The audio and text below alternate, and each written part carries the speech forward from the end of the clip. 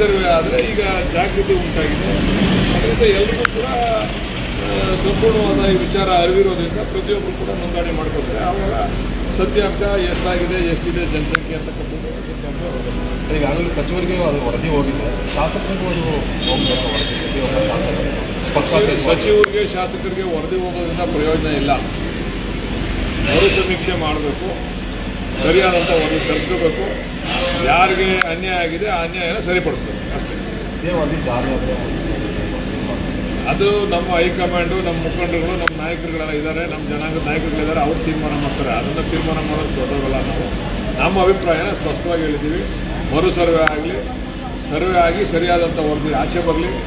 ವರದಿ ಬಗ್ಗೆ ಅನುಮಾನ ಇದೆಯಲ್ಲ, ನಮ್ಮ ವಿರೋಧಿಗಳು ನಮ್ಮನ್ನು ನಮ್ಮ ಕ್ಷೇತ್ರಗಳಲ್ಲಿ ಸರಿಯಾಗಿ ಸರ್ಕಾರ ವರದಿ ತಯಾರು ಮಾಡಿಲ್ಲ, ಬೇಕು ಅಂತ ಮಾಡಿದ್ದಾರೆ ಅಂತಕ್ಕಂಥ ವಿಚಾರ ಚರ್ಚೆ ಮಾಡ್ತಾ ಇದ್ದಾರೆ.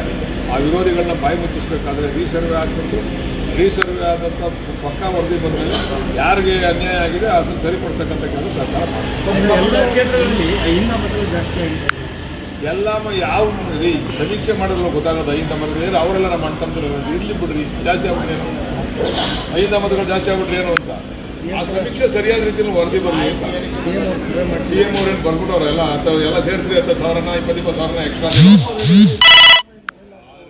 ಅಶೋಕ್ ಅವ್ರ ಬಗ್ಗೆ ಯಾಕ್ರಿ ಮಾತಾಡ್ತೀರಾ? ಅಶೋಕ್ ಅವ್ರು ಹೇಳಿ ಸಿದ್ದರಾಮಯ್ಯ ಅವ್ರ ಮನೇಲಿ ವರದಿ ಆಗ್ಬಿಡ್ತದೆ.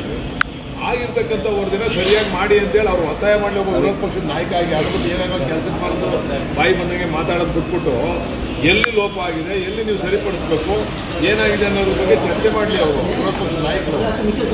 ಸುಶಂಕರೇ ಕೇಳಿ ನಿಮ್ಮ ವಿರೋಧ ಪಕ್ಷದ ನಾಯಕರಿಗೆ ಅಂತ ಹೇಳಿ ಅದ್ಬಿಟ್ಟು ಅವ್ರ ಮೇಲೆ ವರದಿ ಆಗದೆ, ಇವ್ರ ಮೇಲೆ ವರದಿ ಆಗದೆ ಅಂತೇಳಿ ಯಾರು ಇವ್ರು ಮಾತಾಡ್ದಂಗೆ ಮಾತಾಡೋದು ಕಾಳ ಕೈ ಮಾಡಿ.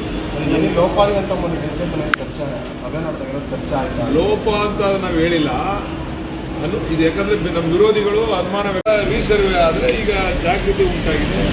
ಅದರಿಂದ ಎಲ್ಲರಿಗೂ ಕೂಡ ಸಂಪೂರ್ಣವಾದ ಈ ವಿಚಾರ ಅರಿವಿರೋದ್ರಿಂದ ಪ್ರತಿಯೊಬ್ಬರು ಕೂಡ ನೋಂದಣಿ ಮಾಡ್ಕೊತಾರೆ. ಆವಾಗ ಸತ್ಯಾಂಶ ಎಷ್ಟಾಗಿದೆ, ಎಷ್ಟಿದೆ ಜನಸಂಖ್ಯೆ ಅಂತಕ್ಕಂಥದ್ದು ಸತ್ಯಾಂಶ ಹೋಗುತ್ತೆ. ಈಗಾಗಲೇ ಸಚಿವರಿಗೆ ಅದು ವರದಿ ಹೋಗಿದೆ, ಶಾಸಕರಿಗೂ ಅದು ಹೋಗಬೇಕು ವರದಿ. ಸಚಿವರಿಗೆ ಶಾಸಕರಿಗೆ ವರದಿ ಹೋಗೋದ್ರಿಂದ ಪ್ರಯೋಜನ ಇಲ್ಲ. ಮರು ಸಮೀಕ್ಷೆ ಮಾಡಬೇಕು, ಸರಿಯಾದಂಥ ವರದಿ ತರಿಸ್ಕೋಬೇಕು. ಯಾರಿಗೆ ಅನ್ಯಾಯ ಆಗಿದೆ ಆ ಅನ್ಯಾಯನ ಸರಿಪಡಿಸ್ಬೇಕು ಅಷ್ಟೇ.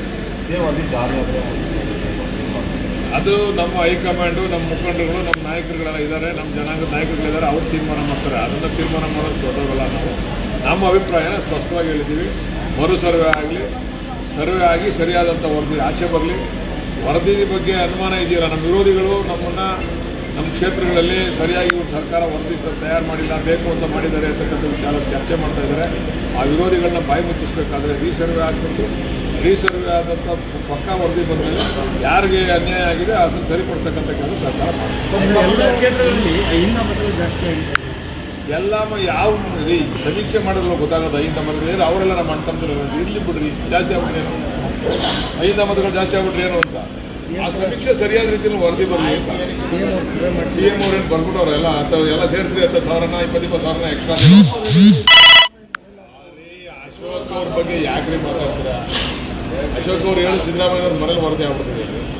ಆಗಿರ್ತಕ್ಕಂಥ ವರದಿನ ಸರಿಯಾಗಿ ಮಾಡಿ ಅಂತೇಳಿ ಅವ್ರು ಒತ್ತಾಯ ಮಾಡಿ ಒಬ್ಬ ವಿರೋಧ ಪಕ್ಷದ ನಾಯಕ ಆಗಿ ಅದ್ರ ಬಗ್ಗೆ ಏನಾಗೋ ಕೆಲಸಕ್ಕೆ ಮಾಡಿದ್ರು ಬಾಯಿ ಬಂದಂಗೆ ಮಾತಾಡೋದು ಬಿಟ್ಬಿಟ್ಟು ಎಲ್ಲಿ ಲೋಪ ಆಗಿದೆ, ಎಲ್ಲಿ ನೀವು ಸರಿಪಡಿಸಬೇಕು, ಏನಾಗಿದೆ ಅನ್ನೋದ್ರ ಬಗ್ಗೆ ಚರ್ಚೆ ಮಾಡಲಿ ಅವರು ವಿರೋಧ ಪಕ್ಷದ ನಾಯಕರು. ಸುಶಂಕರೇ ಕೇಳಿ ನಿಮ್ಮ ವಿರೋಧ ಪಕ್ಷದ ನಾಯಕರಿಗೆ ಅಂತ ಹೇಳಿ ಅದ್ಬಿಟ್ಟು ಅವ್ರ ಮೇಲೆ ವರದಿ ಆಗದೆ, ಇವ್ರ ಮೇಲೆ ವರದಿ ಆಗದೆ ಅಂತೇಳಿ ಯಾರು ಇವ್ರು ಮಾತಾಡ್ದಂಗೆ ಮಾತಾಡೋದು ಕಾಳ ಕೈ ಮಾಡಿ.